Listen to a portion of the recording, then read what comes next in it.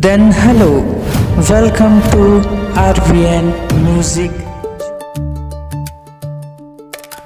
हिमालय की चोटी माँ खिलिस रे कमलवा, चांदनी रात माँ हंस दे फूलवा।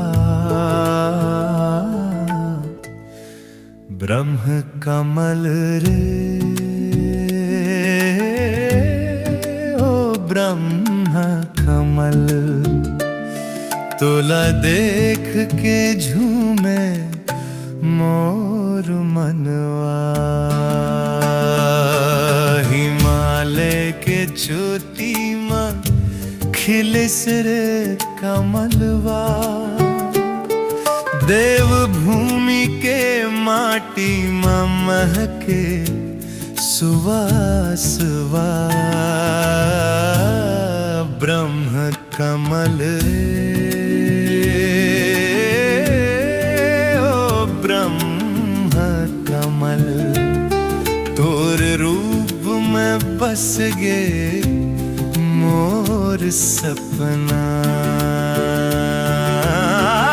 बर्फ के चादर ओढ़े पहाड़, नीला गगन लौ तारों के हार। ठंडी ठंडी चले बयार, फूल में बस गए प्रकृति के प्यार।